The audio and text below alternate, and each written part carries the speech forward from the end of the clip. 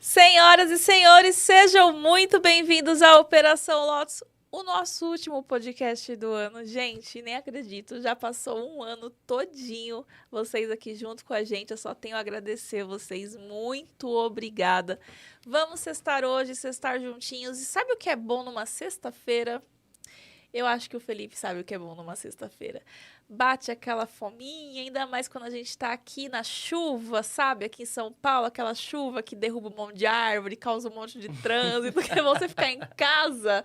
Uma pizza, gente. Então você vai lá na Tutti Pizza, se você é daqui da Zona Oeste de São Paulo, você clica no link que tá aqui nessa descrição ou pede pelo telefone, você vai lá na Tutti Pizza Lapa, que você tem 12% de desconto. Não são apenas 10, são 12% de desconto. É claro que eu já pedi as nossas pizzas. Hoje eu garanti pizza de morango com Kit Kat, de javali. Nunca tinha pedido essa, né? Tem linguiça de javali, nem lembro, gente. Nossa, tem uma, não, era uma melhor que a outra. Eu falei, eu quero essa, quero essa, quero essa. Manda pra gente aqui, porque a gente tem 12% de desconto. Então você vai lá e garante a sua. O Marco Anthony tá na live, porque se ele estiver na live, eu sei que ele gosta de uma pizza de camarão com catupiry. Vou ver aqui daqui a pouco. Ah, ele tá aqui, viu? E aí, Marco, boa noite pra você. Tudo bem? É o seguinte... Peça lá sua pizza na Tutti Pizza da Lapa, garante seus 12% de desconto. E claro que daqui pro final do ano eu vou estar sempre lembrando vocês que vocês têm esses 12%, porque nada melhor do que uma pizza boa e pagando com um descontinho, né, gente? Não esquece de usar o cupom Operacão Lotus. Belezinha? Agora, se a gente quer falar de equipamento de treino, a gente vai falar de quem? Da N Engenharia, né? Você que é policial, você que precisa ir trabalhar armado, você sabe que treinos salvam vidas e você tem que estar treinado, você tem que estar com o teu treino em dia. Então, vai lá na N Engenharia 3D e garante o teu equipamento. Gente, eu vou falar uma coisa pra vocês. Tem arma de cano longo, cano curto, facas, tem armas que tem o apito... Sonoro. Tem armas que tem laser. Gente, é uma infinidade de produtos pro seu tipo de treino. Então, quem tá treinado, você sabe que treino salva vidas. Então, bora lá, porque vocês têm 10% de desconto com o nosso cupom LOTUS10. E Pinheiros por aí.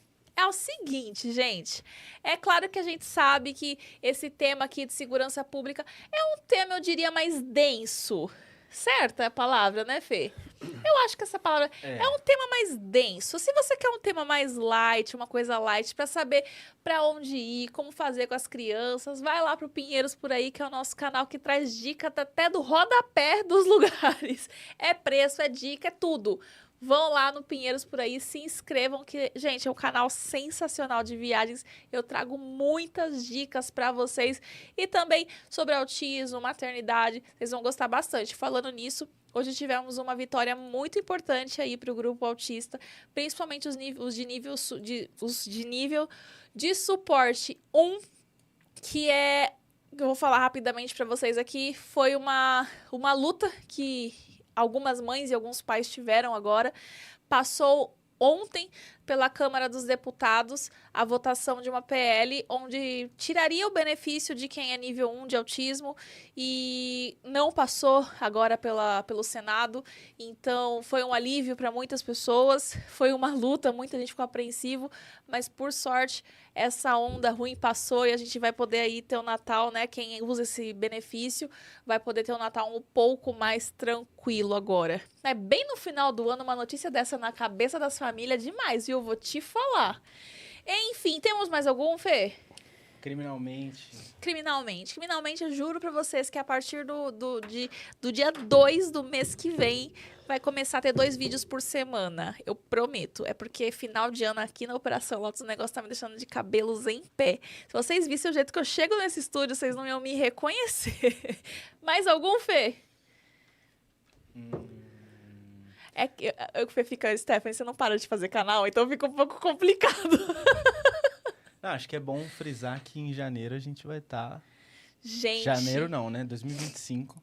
Modelo novo. Modelo novo, formato novo. Formato novo, vai ter um negócio aí, umas novidades que tá chegando, que vocês vão ver. Espero que vocês gostem, se vocês não gostar também. Vocês vão gostar, Vai né? todo mundo entrar de férias e a gente vai lançar um Lotus de férias por aí. Ai, não vamos dar spoiler. Não dá spoiler. Não, só falei. É, não dá spoiler. O Lotus vai também tirar férias. A Lotus vai também tirar férias. Isso. A gente vai fazer umas coisas aí pra vocês. Fica de olho aí no canal, que vocês sabem que a gente sempre tá aprontando alguma coisa aí pra vocês. Já deixaram o like? O Marco Anthony já falou da pizza de camarão catupiry. Marco, essa é a melhor. Não tem erro, eu também gosto, prefiro. E hoje vou receber... Gente, a hora que eu vi o meu convidado, além de tudo, ele tem o podcast dele. Ele tem grupos de WhatsApp que vocês vão ver que é famosíssimo. Olha, eu fiquei assim, conversando com o meu convidado. Eu falei, gente, fechei a última live com chave de ouro. A última live foi o convidado. Eita, mandamos bem, hein, Fê? Mandamos bem. E é o seguinte, hoje eu vou trazer para vocês um veterano da Polícia Militar, hoje é advogado, ele tem muita coisa para falar para vocês, vai contar para vocês um pouco da história da vida dele e também como que é essa situação aí de agora ser advogado, trabalhar, atuar para outros policiais militares. Ele vai conversar com a gente um pouco da trajetória dele. Seja muito bem-vindo à Operação Lotus, Jimenez. Agradeço muito que você tenha vindo. Quase ganhou. Obrigado, Stephanie. Boa noite a todos os telespectadores aí da Operação Lotus. É um prazer estar aqui, sabendo que é um canal aí do nosso veterano também, Sargento Cavalcante, pessoa ilustre.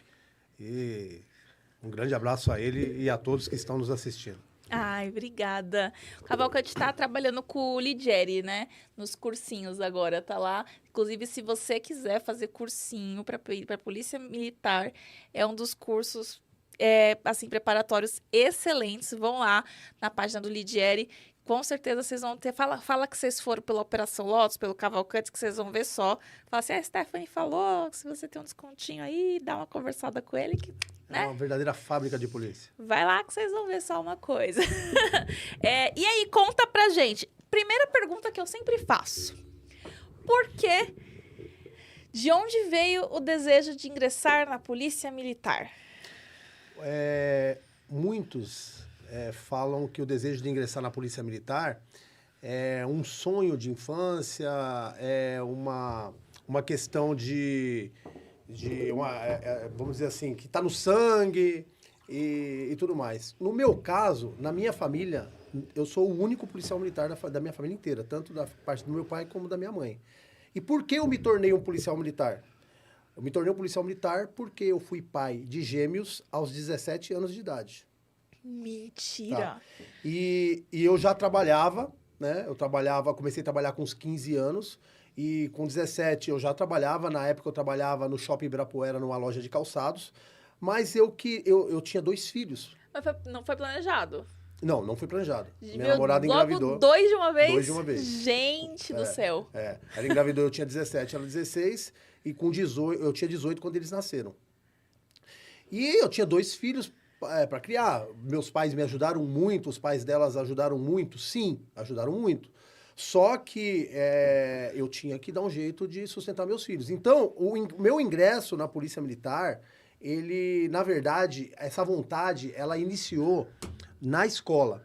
Porque um professor meu, o irmão dele ele era policial militar.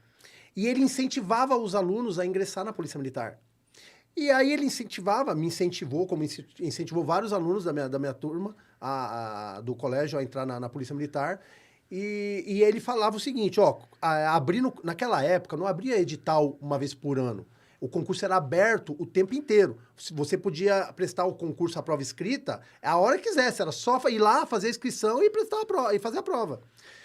Então, o que ele fazia? Ó, se você tiver uma turma aí que quer fazer o concurso da PM, eu dou aula de matemática, que o maior problema sempre foi a matemática. E aí ele dava aula, fora do horário de aula, para quem quisesse prestar o concurso da PM. E aí eu, com 18 anos, já era pai de gêmeos, eu comecei a ter essas aulas com ele para prestar o concurso da PM. E eu fiz 3 concursos iniciais, eu passava na primeira fase, mas teve uma vez que eu reprovei no exame físico, a outra vez eu reprovei no psicotécnico, e aí na 4ª vez eu consegui ingressar quando eu estava com 19 anos. Houve uma resiliência aí. Sim, houve uma resiliência. Eu fiz 4 concursos, dos 18 até os 20 anos, até os 19 anos eu fiz 4 concursos para ingressar na PM. E com 20 anos eu iniciei, eu fiz 18 em julho, dia 31 de agosto de 93 eu iniciei o curso de soldados. Então, na verdade, o meu ingresso na Polícia Militar foi uma opção de trabalho para sustentar a minha família. Eu tinha 2 filhos com 18, 19 anos de idade. Então, eu não posso falar que era um sonho de infância e tudo mais. Não, ninguém na minha família era policial militar. Não tinha referência de policial militar na minha família. Mas eu vi como uma opção de trabalho. Entendeu? E é por isso que eu ingressei na Polícia Militar. Só que, depois que eu ingressei, eu amei essa instituição. Essa é a verdade. Aí foi amor à primeira vista mesmo, porque eu trabalhei muito, mas muito mesmo. Então, esse foi como o porquê de eu ter ingressado na PM. Caramba, foi pai super novo. Inclusive, hoje é aniversário dos gêmeos, dos meus irmãos, eu tenho irmãos gêmeos, né? Filhos do Cavalcante e da minha mãe. Um beijo pra você, Davi. Um beijo pra você, Ayla, seus lindos. Hoje é aniversário dos pequenos. Eles estão fazendo 10 anos hoje. Olha que maravilha. Então, me fala uma coisa. Ingressou, entrou... Então, Conta a caminhada. Eu ingressei em 31 de agosto de 93, lá em Pirituba, fazer o curso de soldados. Uma coisa interessante, que até hoje eu comentei num grupo, eu trabalhava numa loja que tinha no shopping em Ibirapuera, que chamava Romão Magazine. Essa loja ela tinha também na Avenida Celso Garcia, no Tatuapé. Ela vendia calçados femininos e tênis. Tênis Nike, Reebok, esse tipo. E eu trabalhava nessa loja. Naquela época, a gente ganhava em cruzeiros. Eu ganhava cerca de 1.000 cruzeiros vendendo tênis. Tá? Quando eu passei no concurso da PM... eu tive que pedir as contas lá. E eu fiquei preocupado, porque eu já era pai e eu estava deixando um trabalho de vendedor de tênis numa loja de calçados, ganhando 1.000 cruzeiros, e eu ia ingressar na PM para ganhar 500 cruzeiros. A metade. Caracas! Foi uma decisão muito difícil, porque como você já pai de família vai deixar de ganhar 1.000 para ganhar 500? É uma coisa assim que me fez pensar muito. Inclusive, naquela época, na entrevista com a psicóloga, as pessoas passavam, ou não passavam, ou ficava para reteste. Não sei se hoje ainda tem reteste, mas naquela época tinha reteste. Você tinha uma nova chance de fazer entrevista com a psicóloga. Tá? Nessa época, nessa ocasião, eu fiquei para reteste. Porque a psicóloga falou para mim, olha, eu... não tô entendendo, mas eu acho que você não tem certeza que é isso que você quer. E não tinha mesmo, Claro que né? não. Eu ia deixar 1.000 cruzeiros para ganhar 500 cruzeiros. Então, eu tava com muitas dúvidas.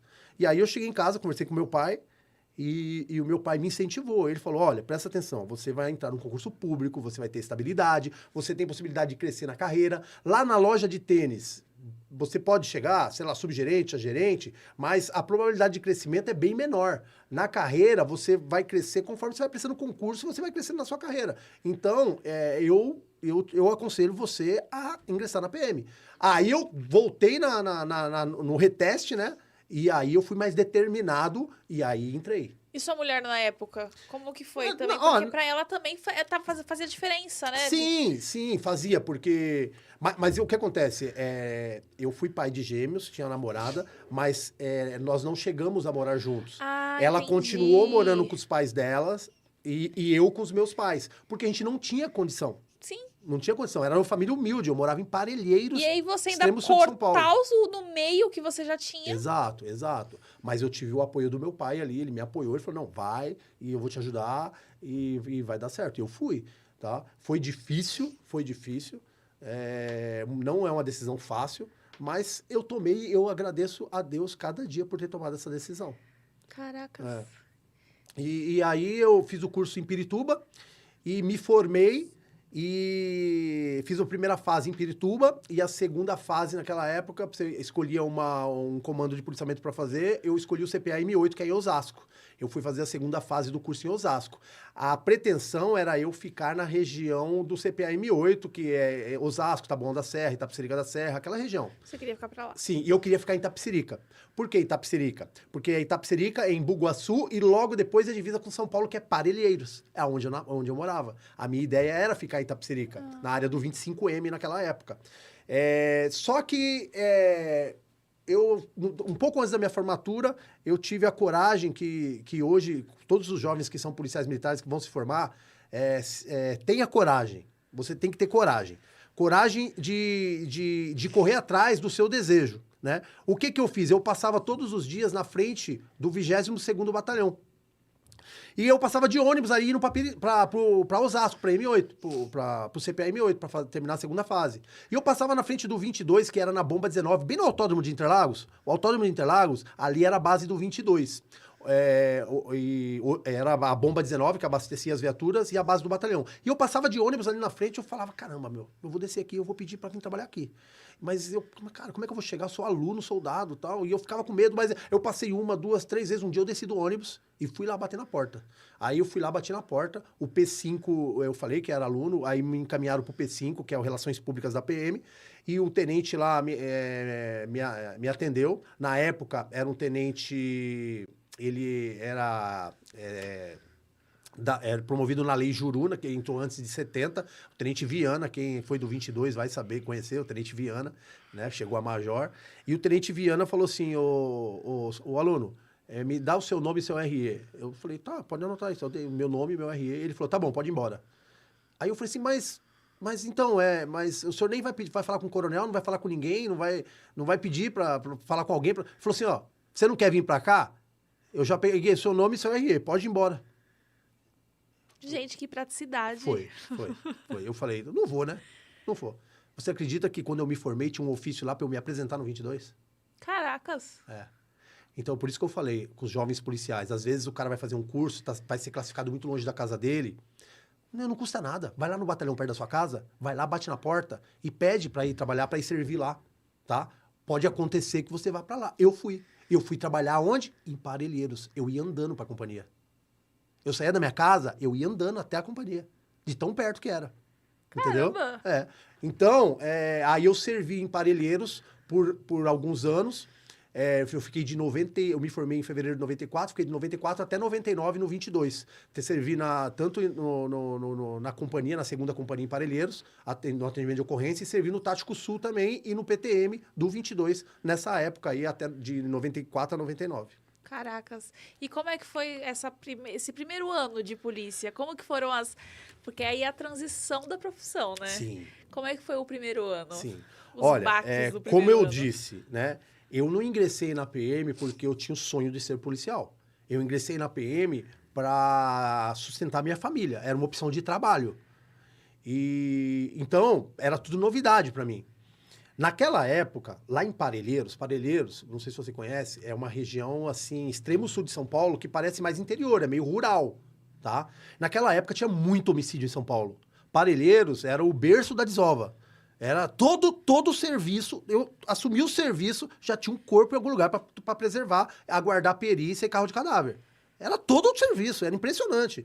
Então, os meus primeiros serviços foi tomando conta de pessoas mortas, cara. Então, você é novinho assim, você fica, caraca, Eu que não que sabia é que era isso? tanta gente que morria por Não, aqui. sim, é impressionante, porque tinha uma área geográfica muito grande naquela região, então sempre tinha um cadáver para você preservar local de crime, entendeu? Então, assim, foi meio assustante. Mas daí eu comecei a ver que eu estava no atendimento de ocorrência, e aí muita preservação de cadáver, local de crime, muita preservação do local de crime. E aí, na companhia, tinha uma equipe de apoio, que era uma viatura que trabalhava intermediária das 11 às 11, e esses caras não atendiam ocorrência, não preservavam local de crime, nada. E eu ficava olhando pra eles assim, falei, caraca, os caras entram 11 horas, vai lavar a viatura, limpar a viatura, isso aqui, depois vai patrulhar, os caras pegam flagrante, pegam ocorrência, e a gente aqui no atendimento da ocorrência, atendendo o 90, preservando o local de crime, porque tinha muito local de crime, e eu era o mais recruta. Imagina, todo local de crime era eu que ia preservar. Então, eu comecei a olhar para aquela viatura de apoio, né, que era como se fosse um tático, e fui pedir emprego para eles também. Falei assim, cara, eu quero trabalhar com vocês. E aí era o Cabo Ribeiro, que hoje é aposentado, o Ribeirinho, né, um grande abraço pro Ribeirinho, meu mestre. Tudo que eu sou na Polícia Militar, eu devo a muitos. Mas eu sou obrigado a frisar duas pessoas que foi muito importante na formação do meu caráter policial. Um hoje é Sargento Ribeiro, e o outro está nativo ainda, é o Major Caria, porque ele era sargento, eu trabalhei com ele também. Esses dois formaram o meu caráter na Polícia Militar, porque eu trabalhei muito tempo na mesma equipe, na mesma viatura com eles. Então eu aprendi muito com eles. E aí o Ribeiro, aí eu fui pedir emprego na viatura de apoio da companhia e eles me aceitaram. Aí fui trabalhar na viatura de apoio. Aí já comecei a me apaixonar pelo combate ao crime, né? Porque você tá numa viatura que você não atende ocorrência, você tá trabalhando em 4 polícias, uma veraneio, e só combater o crime, eu falei, meu pai do céu, que isso aqui é tudo que eu quero na minha vida. E aí, porque a gente era muito atuante. E eu morava perto da minha casa. Então, como eu nasci e fui criado ali, eu tinha informações privilegiadas de amigos de infância. Então, quando eu voltava para trabalhar, assumia o serviço, eu já tinha um monte de caguetagem. Os caras, eu já chegava na equipe e falava assim, ó, tem uma caguetagem assim, tem uma caguetagem assim. Serviço. Tem. Porque muitos amigos de infância, pessoas do bem, Sim. traziam informações para mim e a gente assumia o serviço e ia atrás. Então, eu comecei a me destacar, trazendo ocorrências boas para eles. Eles já pegavam, mas eu trazia informações também. Por quê? Porque eu sou nascido e criado em Parelheiros e eu fui trabalhar do lado da minha casa. Eu conhecia todo mundo. Sim. Entendeu? Então eu tinha informações dos amigos. E as pessoas, elas querem que o bairro melhore, que ali melhore. Sim. Então, se eu vou falar pra ele e ele vai fazer algo pra melhorar, que é o que Sim, acontecia, sim. as pessoas falavam mesmo. Sim. E naquela época, a polícia, ela tinha, assim, um respeito maior. A sociedade tinha um respeito maior pela polícia, né? Então, o que acontece? Eu não tinha preocupação, naquela época, de, por exemplo, ter uma informação de um criminoso na rua da minha casa e ir lá prender ele. Eu não tinha essa preocupação. Por quê? Eu sabia que o criminoso, ele ia me respeitar porque eu sou um policial militar. Né? Então, a gente não tinha muito essa preocupação. Então, vinha as caguetagens das pessoas que eu conhecia de infância e a gente ia atrás sem problema nenhum e eu não tinha medo nem preocupação. E eu ia e voltava a pé de casa. Entendeu? Então, era outra realidade, não é a realidade de hoje. Hoje em dia, isso hoje, inimaginável. Hoje é complexo. Naquela época, o policial militar, muitos, como eu mesmo no início, a gente não tinha carro. Então, a gente não tinha carro. Eu acabei de falar, eu ganhava 1.000 cruzeiro, fui ganhar 500. O salário era muito baixo. E aí, o que acontece? A gente andava fardado para não pagar ônibus.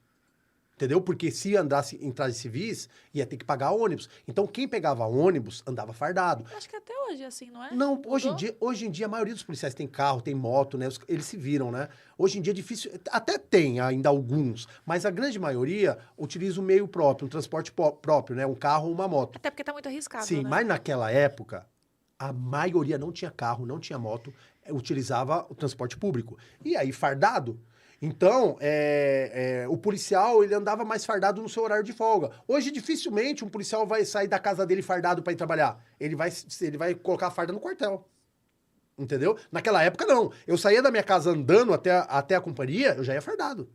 Sozinho lá, andando fardado. Tanto que teve um dia que eu troquei tiro no caminho saindo de casa, indo pra companhia. Como assim? Sim, porque eu me deparei com o padre sendo assaltado. O padre? O padre. Mas ele tava com traje de padre? Não tava. Fala, gente, é muita sacanagem o cara roubar o padre. Sim, mas ele não sabia, porque o padre não tava com roupa normal. O padre tava visitando um católico lá. O padre Luversi. Quem é de Parelheiros vai lembrar do padre Luversi. Ele ainda era conhecido. Sim.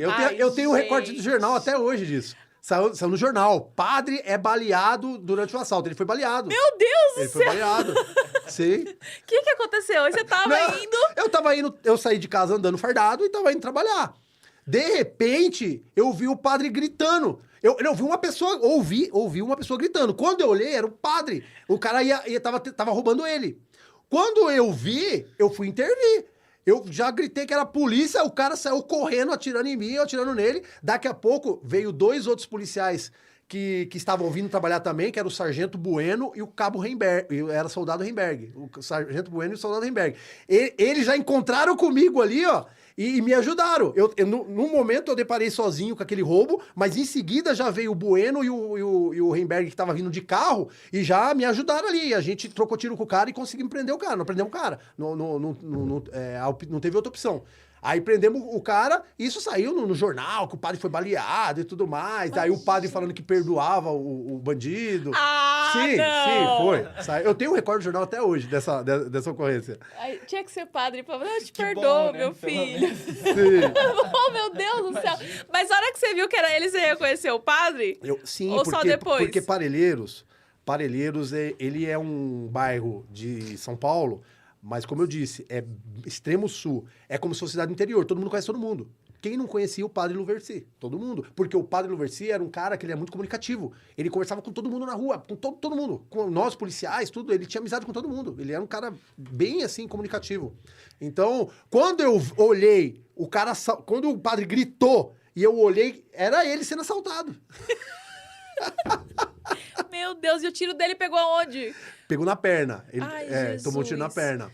Mas ficou bem. Não, ficou bem, entendeu? Mas deu um ibope porque era um padre, né? E o padre mais conhecido de Sim. Parelheiros, né? Então, ó, eu saía da minha casa, ia fardado andando até a companhia. Era normal fazer isso, entendeu? Era tranquilo. Hoje, o policial, dificilmente ele sai fardado de casa. Por quê? Porque durante o deslocamento dele de casa para o quartel, ele pode se deparar com uma ocorrência. E hoje é mais difícil, as coisas são mais difíceis. Então, era outra época, entendeu? Entendi. Ó, tem várias mensagens pra você aqui. Tem uma, deixa eu voltar aqui, meu Deus do céu, que alguém te mandou um recado. Aqui. Mário Eugênio Navarro falou: doutor, avise o doutor Jimenez que troquei o telejornal das 8h30 para ouvir esse nobre veterano. Abraços, Jimenez. Moro no interior de São Paulo. Abraço, Navarro. Navarro é grande mestre. Navarro é um policial aposentado também, envolvidaço na política. Ó, o Marco Antônio perguntando da ocorrência que mais marcou, o pessoal querendo ocorrência sobrenatural. Aí... Eita lasqueira. Esse negócio de ocorrência sobrenatural, o povo gosta, né, Fê? Já passou por alguma coisa sobrenatural? Não, sobrenatural não, só natural mesmo. Ah, foi quase. Com a do padre foi quase, né? Beirou ali. Sobrenatural não. Eu particularmente, tem muitas ocorrências que a gente não deve nem comentar. Sim, essa é a claro. grande verdade, tá? Mas tem algumas, como essa, por exemplo, né? Não tem problema nenhum da gente comentar, mas eu não sou muito a favor de ficar aqui me enaltecendo que eu fiz isso, que eu fiz aquilo e tal. Eu tô tentando falar como era antigamente. Sim. Mas algumas ocorrências têm um destaque, como essa do padre. Por que deu noticiário, capa de jornal? São únicas, Porque né? o padre foi baleado e falou, eu perdoo o bandido. Então, quando ele falou isso, foi na capa do jornal, né? Gente, mas já foi tão rápido assim que ele perdoou. Foi. Na delegacia. Ele sendo entrevistado na delegacia. Apresentando a ocorrência, ele já falou que perdoava. Ai, gente. O padre, né? É o padre. Você espera o quê do padre? Tá bom, né? Fazer o quê? Cada um tem... É o que fala, cada um tem a sua espiritualidade elevada, né? Sim. Eu não conseguiria ter essa espiritualidade. Não, eu também não. Ainda Perdoar tá bandido. lavrando o flagrante ainda e não te perdoo. Bandido é sem perdão, velho. Não tem perdão. E conta pra gente dos grupos. Sim. Porque, assim, caso alguém não saiba, que eu acho difícil, são muitos grupos. E vocês vão entender agora o que aconteceu com de onde surgiu esse negócio de um monte de grupo e, de repente, muita gente se uniu que nem imaginava que ia se unir. É uma história muito bacana. Conta pro pessoal. Sim. Bom, em fevereiro de 2023, eu não sei porquê, eu tinha o grupo da minha turma, né? Quando começou o WhatsApp, começaram a criar grupos de WhatsApp, Logo eu tive a ideia de criar o grupo de WhatsApp da minha turma de soldados, de 1993. E eu coloquei lá, 93 milhões. E aí eu tinha contato com alguns, eu falei, vê se acha os caras da nossa turma aí, ó. Quem tiver contato, vai chamando pro grupo, vai chamando. E aí começou a chamar, começou a aparecer. Tinha pessoas ali, o La Justiça mesmo, que era do meu pelotão em Pirituba, e a gente se formou e eu nunca mais tinha visto ele na minha vida. Foram quase 30 anos sem vê-lo de novo, entendeu? E vários outros. E aí eu criei o grupo da nossa turma e comecei a convidar. Aí tanto com o La Justiça, depois a gente marcou um rolê de moto, vamos dar um rolê de moto e tal. Pô, tomamos cerveja, foi legal pra caramba. Sabe quando você vê uma pessoa depois de 30 anos, cara? Foi muito gostoso. Aí o que acontece? Eu comecei a pensar, falei assim, vou criar uns grupos de WhatsApp pra cada turma. E aí eu comecei a fazer, fiz o grupo década de 70, porque eu falei, de 70 não vai ter ninguém pra entrar no grupo de WhatsApp, né, Os caras já tudo tios, velhinho aposentado, vovô, não vai entrar. Aí eu fiz o grupo da década de 70, aí a partir de 80 eu fiz um grupo pra cada ano. 80, 81, 82, 83, até 2023. Entendeu? Deu mais de 50 grupos. Em um dia? Fiz em um dia, eu passei o dia fazendo isso. Porque o que eu fiz? Eu criei os grupos, eu criei a mensagem da descrição do grupo, aí eu criei a imagem do perfil do grupo, tá? E aí o que eu fiz? Depois eu pegava o link do grupo e colocando. Aí eu fiz uma mensagem falando assim, ó. Encontre os policiais da sua turma no grupo do ano que você ingressou na PM. Aí tava lá 80 milhões, 81 milhões, 82 milhões, 83 milhões, 84 milhões. E aí eu fiz uma mensagem com todos os links. Assim, ó, link do 80 milhões, link do 81, do 82, até 2023. E aí disparou. E aí eu comecei a disparar nos grupos que eu estava. Aquilo ali virou uma febre. As pessoas começaram a compartilhar. Eu tava com o telefone... Eu trabalhava de segurança, de VSPP. E, na verdade, era o telefone da empresa. E eu criei esses grupos no telefone da empresa. E então era um A21, se eu não me engano. Eu criei os grupos tudo no telefone da empresa. O que aconteceu? Comecei a compartilhar, aí eu fui dormir. Quando eu acordei no outro dia, os grupos estavam com mais de 6 mil polícias e meu telefone bugou. Travou. Meu telefone travou. Travou, o telefone da empresa. Eu fiquei desesperado. Eu falei, caraca, como é que eu vou falar com a empresa? O telefone não funciona mais. Eu tive que ir correndo na loja de celular, comprei um celular mais potente, porque mais de 60 grupos, mais de 6 mil pessoas, o telefone bugou, travou tudo. E aí eu tive que comprar um celular potente e peguei um novo número só pra isso, porque eu não podia usar o da empresa, porque com medo de bugar o número da empresa, entendeu? E que não queria usar o meu pessoal. Aí eu peguei um outro número, entendeu? E passei tudo para esse outro número. E em 24 horas tinha 6 mil polícia nos grupos. Só que aí, algum iluminado falou assim, ô pessoal, já reparou que esse cara tem vários grupos de vários RE? Quem é esse cara? E se for do PCC? Quando falou isso, o grupo, todo mundo começou a sair dos grupos. Ah, é do PCC, do PCC. Polícia tem imaginação fértil, viu? O PCC vai fazer grupo de WhatsApp pra polícia. Ai, meu pai do céu. Mas e aí? Gente, calma.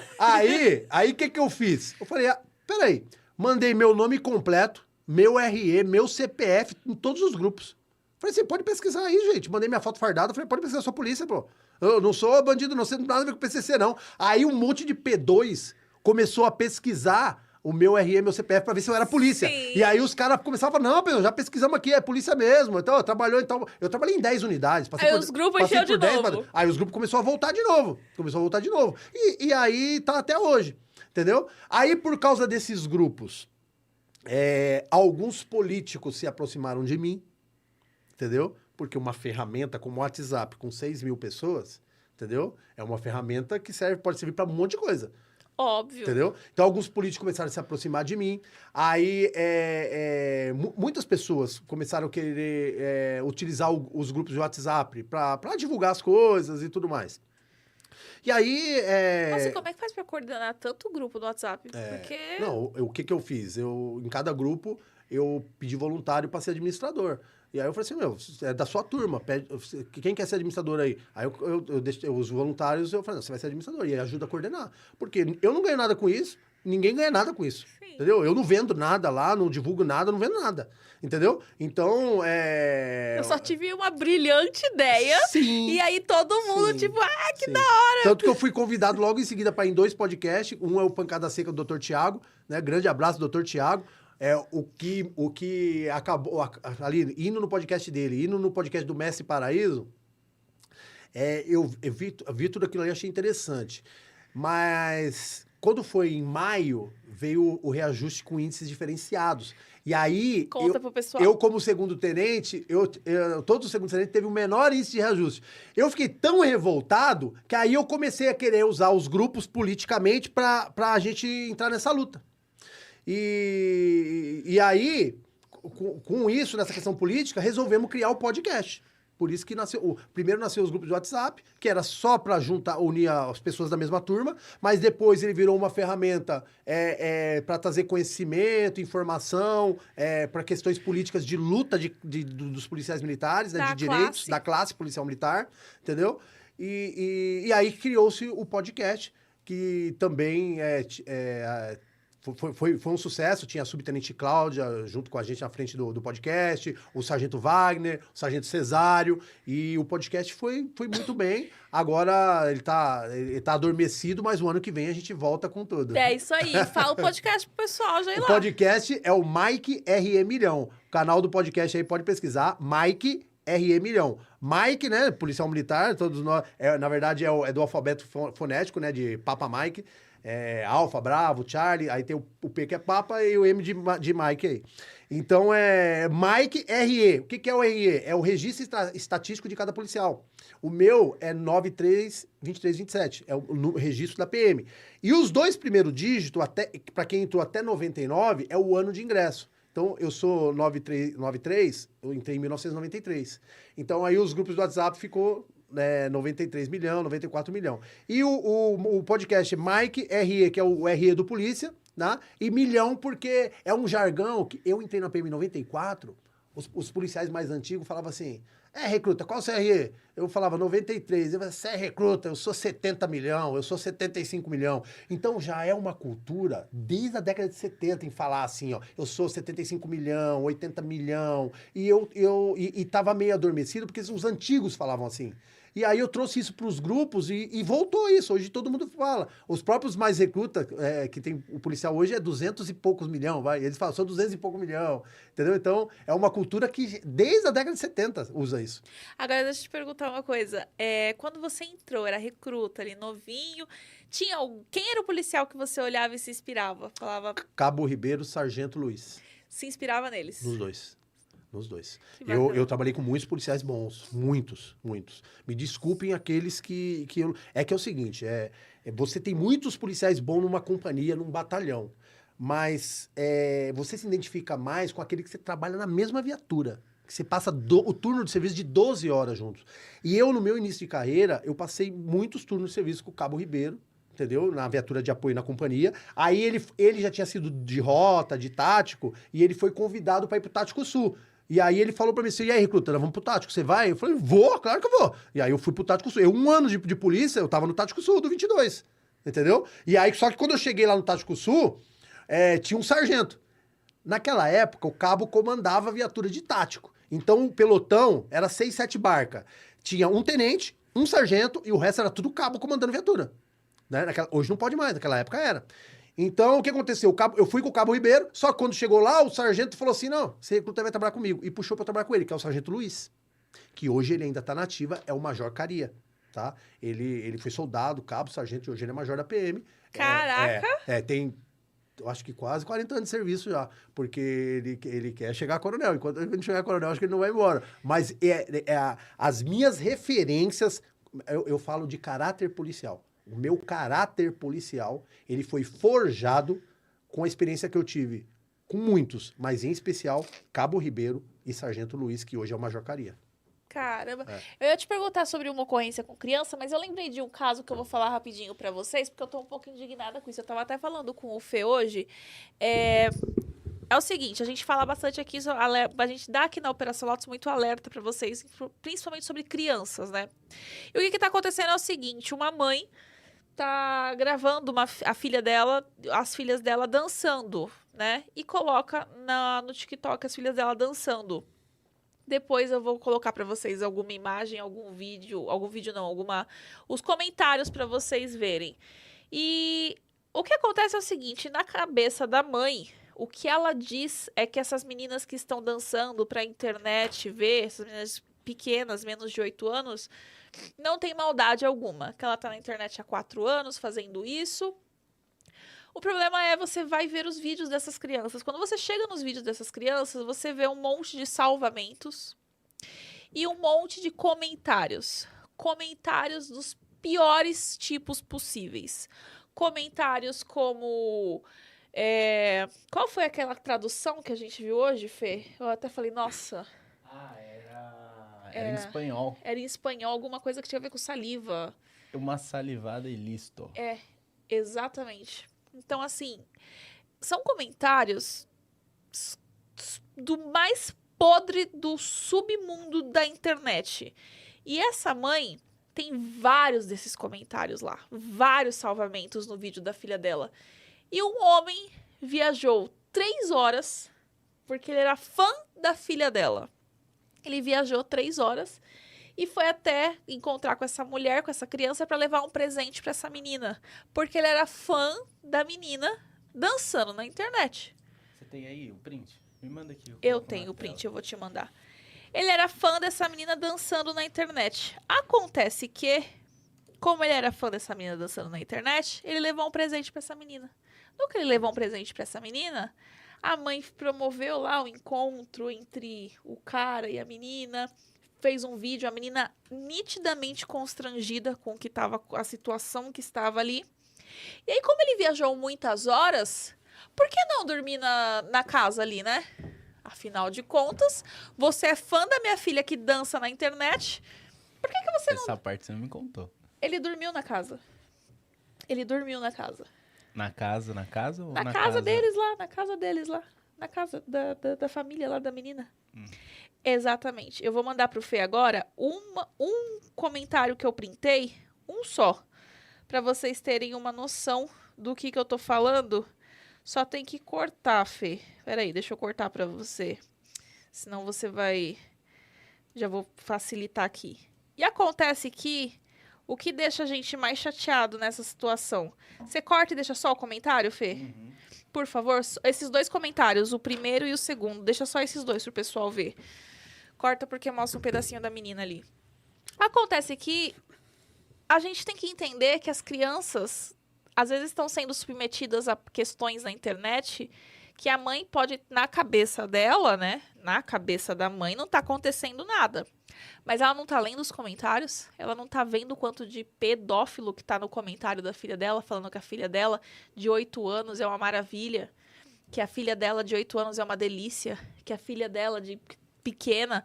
Olha esse comentário que o Fê vai colocar na tela pra vocês. Uma saliva e pronto, e vai. Como é que uma mãe pode fazer isso com uma criança? Como é que eu fico com um asco disso, com um nojo disso, e eu realmente espero que o Ministério Público seja acionado, porque não é possível que as pessoas usem a internet para monetizar o corpo dos próprios filhos. Isso é um absurdo. Tá na tela já, tá? Colocou na tela para o pessoal ver? Tá aí para vocês verem, pessoal. Dos muitos, tem muitos comentários nesse vídeo na internet que é um absurdo.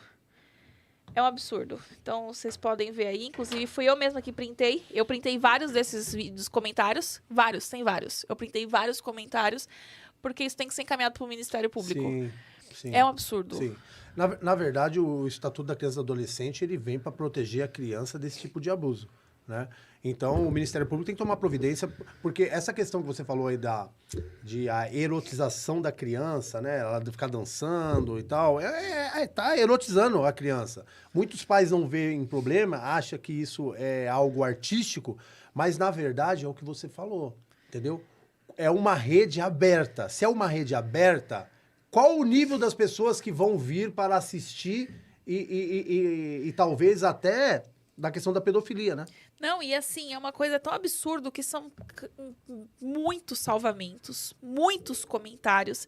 E quanto mais esses homens comentam e colocam vídeos, coisas lá, mais essa mulher ganha dinheiro com o vídeo da filha. Então não tem como ela falar que não sabe que tá viralizando por causa disso, porque o dinheiro tá entrando na conta e ela tá vendo os comentários daquele vídeo. Então não tem como ela falar que ela não sabia que estava sendo levado para esse lado. Tem um crime que ele está em desuso, mas talvez seria o caso de corrupção de menores. Um absurdo. É um absurdo. E assim, é uma família muito humilde. É uma família muito humilde. É uma casa bem humilde, é tudo muito humilde. É bem interior mesmo. Mas não tem como falar pra mim que não sabe o que tá acontecendo. Sim. Ainda mais recebendo um homem em casa. Sim. Ai, não tive... Não. Como pode? Olha o comentário. Você quer ler? Qual deles? Os dois, né? Os dois primeiros. Lê aí, Fê, pro pessoal. Um pouquito de saliva e listo. No espanhol. Péssimo. Graças, senhora, por deixarmos ver sua hijita. Ustedes sí sabe compartilhar lo melhor. Lo mejor. Ou Obrigado, seja, senhora, por deixarmos ver a sua filhinha. A senhora sabe isso aí- compartilhar o melhor. Isso aí é um caso para o Ministério Público tomar providência e derrubar esse canal. Tem que derrubar esse canal. Mas aí, mas... aí faz Desculpa. outro. Exato. Vai a outro. discussão que a gente teve na semana passada, né? Discussão de tá, beleza. E aí, castrou, e aí, parou? Né? É. Vai cortar o TikTok da... Nossa, Vai cortar o Nossa, TikTok é verdade, da mãe. vai cortar Parou? o TikTok da mãe e essa menina vai continuar na guarda dessa mãe. Exato. A mãe não consegue mais monetizar a criança dessa forma. Olha Dessa onde forma, vai. E a próxima? Olha onde vai. Peraí, eu não consigo mais dinheiro aqui. Mas será que ela já não tem um contato com as pessoas que já têm esse desejo? É que muito e se, né? Exato. É muito e se, mas tem que ser investigado. Sim. É um absurdo. Já teve alguma situação com criança, seja boa ou seja ruim, que te marcou um parto ou uma criança que você tirou de Não, uma parto- situação dessa? Parto eu auxiliei em 2, né? A gente não faz parto, né? A gente auxilia, né? Eu auxiliei em 2 partos, ainda era soldado. E por quê? Como eu disse, eu trabalhava em Parelheiros, que é extremo sul de São Paulo. Na década de 90, não tinha SAMU, tá? Quem socorria uma parturiente era a viatura. Tá? Não tinha SAMU, não tinha ambulância. É a própria viatura que socorria. Então, por várias vezes, hoje em dia, dificilmente um policial ele assiste um parto ali. Mas naquela época era muito natural, porque as pessoas mais carentes, elas não tinham acesso a uma ambulância, que não tinha SAMU. Então, quem socorria era a viatura policial.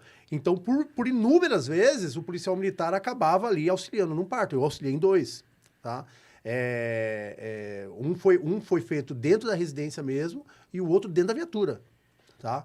Então, era natural na década de 90 isso. Depois que veio a SAMU, um pouquinho mais que o serviço público começou a melhorar, aí ainda você vê alguns casos de policial aí assistindo um parto, né? Mas naquela época, na década de 90, de 80, era mais comum, tá? E eu auxiliei 2 partos. Então, o parto, na verdade, eu já era pai, né? Então, Ah, mas peraí, ser pai é uma coisa. Sim, Ver o sim, parto ver. ali tem muito que Sim, desmaia na hora. sim, Como é que não, foi? Sim. Eu acho que essa questão de desmaiar não cabe muito para um policial militar, né? Mas tudo bem. Eu acho que dificilmente você vai achar um policial militar que vai desmaiar numa hora dessa. Mas, sim, é algo assim, a primeira vez, né? A primeira vez foi numa residência. Então, ali, a gente tem esse treinamento, né, no curso da Escola de Soldado e tal. Então, é um parto natural, a criança nasceu, aí a gente ficou aguardando na residência, saiu a placenta, tá, junto, mas ali sai, assim, né, todo o líquido da placenta, sangue, é algo assim que não é um momento para você ter nojo, desmaiar, nada disso, você está auxiliando ali uma vida. Então, você não consegue pensar em nada disso, né? Essa é a grande verdade. Quem está auxiliando num parto ali, não vai ficar pensando, pô, que coisa nojenta. Não vai, meu. Você tá auxiliando ali o nascimento de uma criança, cara. É emocionante. É emocionante. Como eu disse, eu já era pai, mas eu não tinha assistido um parto. Entendeu? Então, a primeira vez foi na residência, foi interessante, saiu a placenta. A segunda vez já não saiu a placenta, né? Aí a gente tem uma técnica utilizada pela PM para cortar o cordão umbilical ali e amarra, né? Um palmo, amarra e corta. E a gente leva tudo pro pronto-socorro depois. Mas assistir. Mas eu não vejo, assim, uma ocorrência dessa como uma ocorrência notória envolvendo criança. Eu acho que o que marca mesmo, e eu já vi, é estupro, né? Aí é triste, porque, olha, o estupro já é um crime, assim... No meu ponto de vista, deveria ter pena de morte para estuprador. É pena de morte. Não tem outra solução para o estuprador. Entendeu? Olha, eu tô falando de estuprador no geral. Mas, imagina criança, velho. Que é um vulnerável, uma pessoa assim que não tem condição nenhuma de ter discernimento. Então, uma pessoa dessa não tem salvação. Agora se eu não me engano, foi aprovado no Congresso Nacional a castração química, né? Que o Bolsonaro tanto falava. Mas castração química é pouco para estuprador. É nada, não é nem nada. Não é nada. Castração química não é nada. É o que eu sempre falo aqui. Eu não sei se você sabe, mas eu trabalhei na Interpol 6 anos. E lá, eles procuram os IPs dos vídeos que foram colocados na internet. E eles procuram esses IPs, né? Acontece que sempre que tinha um vídeo, que era uma denúncia, isso era diariamente, de segunda a sexta, esse vídeo chegava. Então, eu analisava aquele conteúdo e distribuía para os policiais de lá, da Interpol. Então, eu via, de segunda a sexta, crianças sendo abusadas. Foi a pior fase da minha vida. Eu tinha 18 anos. Isso acabou com a minha cabeça por um bom tempo. Depois, eu consegui... É aquilo, você começa a não sentir mais, né? Você só sente a raiva, né? Sim. Você começa a não sentir mais. Porque você vê o ato, né? Dessensibilizada, né? Você cria uma casca. Você cria uma casca. A minha opinião sobre estupradores, no geral, é morte. Não tem outra coisa. Você não tem salvação. Sim. Agora, estupradores de crianças, bebês, pessoas que usam da criança para um tráfico internacional sexual, tráfico sexual, esse tipo de gente merecia a pior morte possível do mundo. Sim. Eu acho que só morrer é pouco. É pouco. E aí, uma castração química, ela simplesmente vai fazer com que a pessoa use outros meios para saciar a mente doentia dela. Sim. Não adianta você fazer uma castração química se o cara é doente aqui dentro. A mulher é doente aqui dentro. Porque tem muita gente com estuprador que acha que o estuprador ele só faz isso usando a genitália. Que só usando o pênis. Mas tem muita mulher, por exemplo, que abusa usando objetos. Ela vai e insere objetos na criança. Ou não inserindo nada. Ele vai usar partes do corpo, vai lamber, vai saciar de outra forma a doença que ele tem aqui. É doença, não é doença? Cara, eu nunca vi uma pessoa que é ex-pedófila. Não existe isso. Não é uma doença, é uma doença... Nem me importa se é ou não. Me importa que essa pessoa acabou. E ela não acaba só com a criança, ela acaba com a família toda, ela acaba com todo mundo. É a podridão dos crimes. Não existe crime pior que esse. Sim. Eu não teria estômago pra estar na frente de um estuprador, de uma pessoa que abusa de uma criança e ter o estômago de falar, não, vamos lá, você tá preso, vou levar você, senta aqui. Eu nunca teria esse estômago, nunca, eu não teria esse estômago. E é o que eu falo, ainda bem que eu nunca ousei ser policial militar, porque senão eu estaria presa há muito tempo já. Sim. Há muito tempo eu estaria presa. Sim. E você já chegou a uma situação dessa? Não, de estupro de criança, de mulheres, sim, já nos deparamos com algumas ocorrências desse tipo. A grande verdade é o seguinte, né? Quando cai na rede uma ocorrência como essa, de estupro de criança, de vulnerável, se você pensar do lado do estuprador, a vontade demorar para chegar para ver se alguém lincha ele e acaba logo com a vida dele. Essa é a vontade, né? É o linchamento. Se a população já resolve. Mas, por outro lado, você também tem que chegar o mais rápido possível porque tem a vítima, né? Então, veja só a complexidade. Se você pensar pelo lado do estuprador, vamos demorar para que ele seja linchado. Pensar pelo lado da vítima, você tem que chegar o mais rápido possível, que você não sabe a condição da vítima. Falando então, é nisso, complexo. Vocês viram que pegaram um preso de dentro da delegacia e arrastaram ele pra fora, lincharam ele, acenderam uma fogueira e queimaram ele na fogueira? Você viu isso? Não vi. Foi agora. Aonde? Eu vou... Procura aí, Fê. Deve ser Nordeste. Procura aí, Fê. Pegaram o cara dentro da delegacia, arrastaram ele pra fora, fizeram uma fogueira. Se eu não me engano, foi a própria mãe que acendeu a fogueira. E se eu não me engano, ele tinha abusado de uma bebê.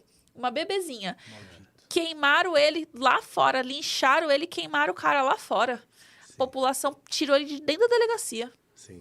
Mas assim, muita gente. A cidade foi dentro da delegacia. Assim, impressionante. Ó, Foi agora, dia 12. Foi agora? Agora, dia 12, viu? Onde que foi? Pera aí um minutinho. A população se revolta decidiu ir até a delegacia para se vingar de 2 homens suspeitos de matar. Joga pro pessoal ver. Vocês viram? Dia 12 agora, a população... O vídeo, assim, que se você ver o vídeo, é a galera toda fazendo... queimaram o cara na fogueira. Sim, mas tem que fazer isso mesmo. Tem que fazer isso mesmo. E, infelizmente, como um cara desse, perante a nossa legislação, não tem pena de morte, então a população, muitas vezes, ela pode resolver o problema aí com esse tipo de ser humano desprezível, né? Essa é a verdade. Uma coisa que voltando até a questão do reajuste, se você me permite... Claro, pode falar. Depois que a gente começou a utilizar os grupos de WhatsApp para essa questão da injustiça da recomposição salarial do ano passado, por quê? O governador Tarcísio, o secretário de Segurança Pública, o Guilherme Derrite, eles eram as pessoas que nós depositamos a maior confiança, todos nós votamos nele. E aí, quando ele veio com o projeto de recomposição salarial do ano passado, que deu os índices diferenciados, ele causou assim, uma mágoa muito grande, principalmente com os veteranos. Por quê? Porque o que acontece? Ele poderia ter dado 10% para todos. Todo mundo ia estar feliz. Ia se queixar, mas não teve injustiça. Eu não tive menos que você. Mas quando veio esse projeto com índice diferenciado, ele causou algo que, para alguns, é até humilhante. Porque tem pessoas que não entendem o porquê que eu tive menos. Por que eu sou tenente e tenho menos que o capitão? Por que eu sou tenente e tenho menos que o soldado? O soldado teve um dos maiores índices, o soldado, de ingresso na carreira. Ele quis valorizar quem estava entrando na carreira, mas ele causou, assim, um sentimento de humilhação para alguns. E aí o que acontece? Por causa disso a gente começou nessa luta. E aí a gente, com isso, se uniu, trazendo uma nova associação, que é a ASPraça, Associação dos Praças da Polícia Militar, né? E a qual eu fiz parte até pouco tempo, mas tive que sair. E temos também um senhor, inclusive, depois vou deixar o contato do José Silva. O José Silva, ele entrou na PM em 1970. Ele tem, se eu não me engano, 73, 74 anos. Ele tem de polícia 50 e poucos anos de polícia.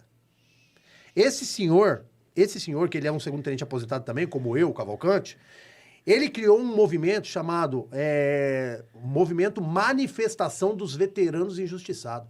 Um senhor de 50 e poucos anos de polícia, com 70 e poucos anos de idade, em torno de 1970, ele criou um movimento chamado Manifestação dos Veteranos Injustiçados.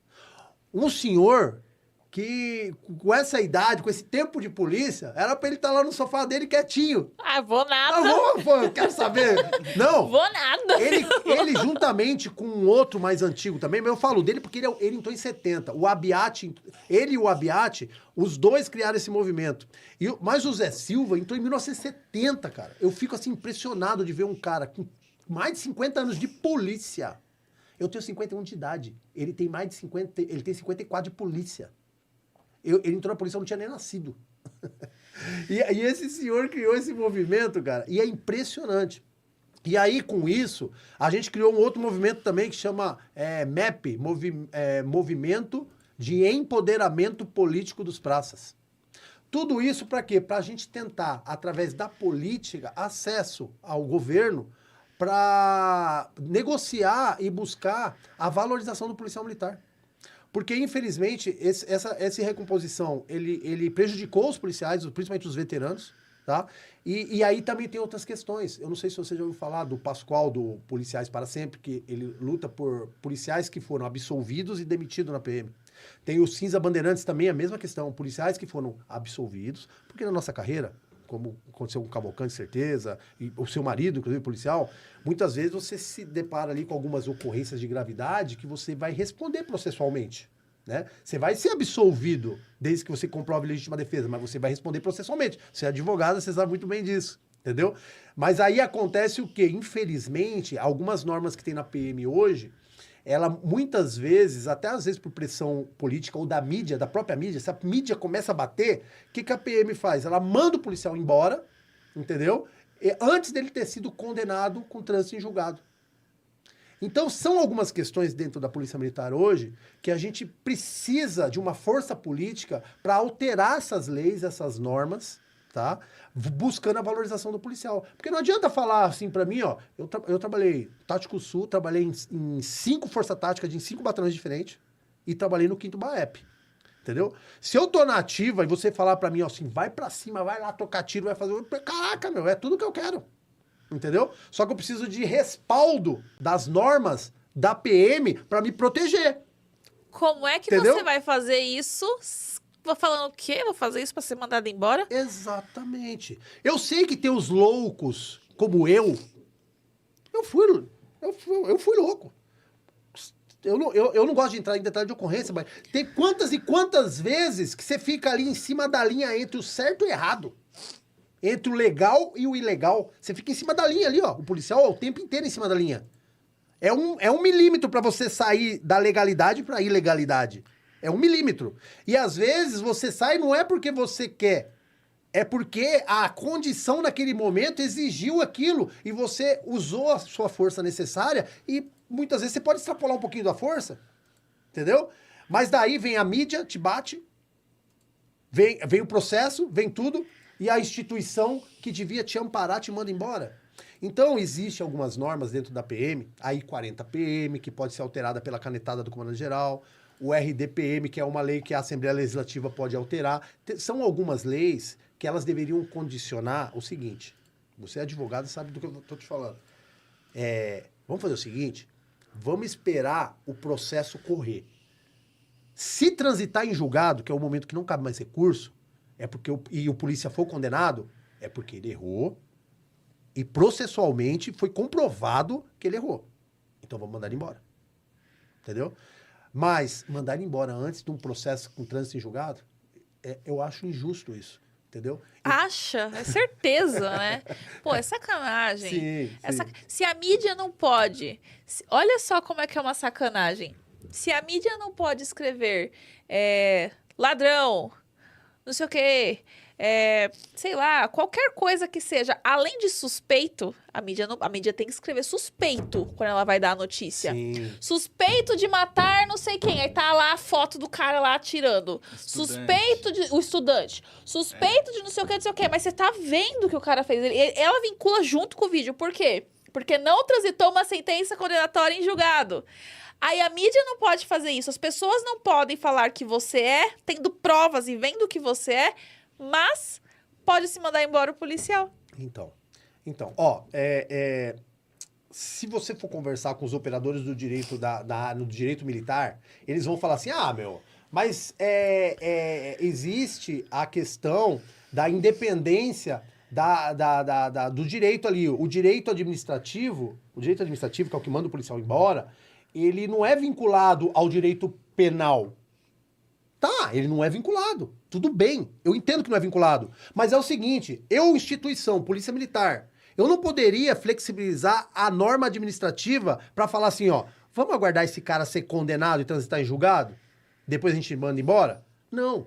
Existe uma lei que foi aprovada em 2001, que é chamada de via rápida, tá? Que alterou os artigos 83, 84, 85 do RDPM, que manda o policial embora rapidamente, simplesmente porque pressão política, a mídia tá batendo, uma série de questões que a própria Polícia Militar que deveria falar assim, não, tudo bem, nós estamos apurando.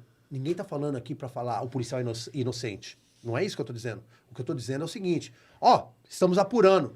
E se for comprovado, ele vai ser mandado embora. Recolhe, entendeu? vai deixando Sim, administrativo. recolhe e tal, tudo mais. Mas não manda o cara embora. Então, essas normas têm que ser alteradas. Então, hoje, nós estamos aí com 2 movimentos fortes, que é a manifestação dos veteranos injustiçados por causa da questão dos índices diferenciados da recomposição salarial. A gente espera que o governador Tarcísio, o secretário, ele corrija essa injustiça, porque tem alguns veteranos... olha, eu recebi áudios de veteranos chorando. Chorando por quê? Porque ele não consegue compreender por que ele aposentou e teve um índice menor. Por quê? Sendo que ele é inativo. Né?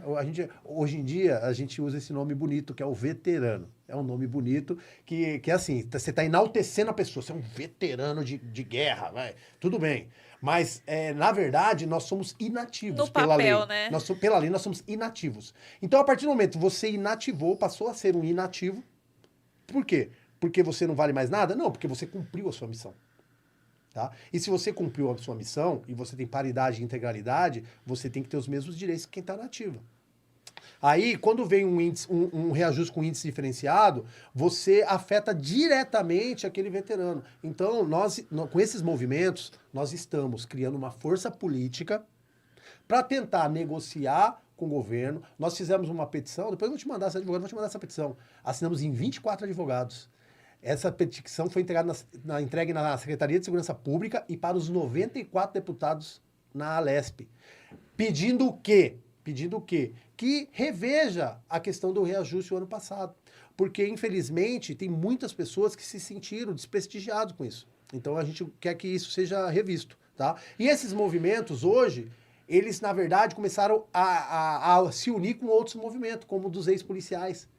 Tem muitos policiais militares que foram demitidos, tá?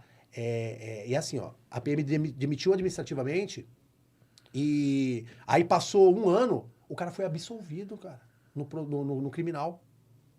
Aí, como é que você faz? Aí, sabe o que esse policial faz? Né? Você estava falando agora que atua numa ação contra a Fazenda Pública. Ele vai constituir um advogado e ingressar com uma ação contra a Fazenda Pública para ser reintegrado. Sim. E se ele for reintegrado, o Estado vai ter que indenizar ele. Então, não era melhor esperar acabar o criminal para depois mandar ele embora? Sim. Exatamente. Cara, então, sabe, umas coisas que não tem sentido. E na verdade, nós só conseguimos alterar uma legislação através de movimentação política. Infelizmente, é a única forma. Não adianta eu querer chorar, espernear, gritar, berrar. Tem que ser através de alteração legislativa. E para fazer alteração legislativa, tem que ter força política. Você tem que ter capital político. Então, a gente tem esses movimentos, do Veteranos Justiçados, tem o Policiais para Sempre, tem o Cisa Bandeirantes, tem o MEP, que é o Movimento de Empoderamento Político dos Praças. Todos esses movimentos estão buscando, através de força política, buscar algumas alterações legislativas para valorizar o policial militar. Porque sabe o que acontece hoje? Essa questão de esquerda e de direita, ela dividiu tanto... Nossa, é tão maçante Não, isso. é cansativo, não é? Não é cansativo? Dentro da própria família. Na minha família tem esquerdista roxo e tem bolsonarista roxo. Na minha família. Então, aí você vai fazer um almoço... Nossa, o Natal chegando. Não, ó o Natal. Nossa Ó o Natal. Senhora. Meu, é só farpa voando. Natal chegando, vai voar prato pra tudo que é lado. É só farpa voando esse negócio de direita e esquerda. E aí o que acontece? O policial militar, ele esquece de um detalhe. Você entra na polícia militar, você pode amar, mas você vai trabalhar sem receber seu salário? Então você é um trabalhador. Sim. Se você é um trabalhador, você tem que ter assegurado pelo Estado algumas garantias como trabalhador. Entendeu? E aí, o que acontece? Se o Estado, ele não está preservando algumas garantias para que você desenvolva o seu trabalho, talvez o seu trabalho não esteja mais tão interessante e talvez isso justifique o baixo número de ingressos na Polícia Militar hoje, que o efetivo cai a cada dia. Ai, sabe por que eu acho que o número tá tão baixo? Cada vez menos pessoas estão... Claro, minha opinião, né? Vendo de longe toda essa situação. De longe e de perto, né? Depende, óbvio, do ponto de vista.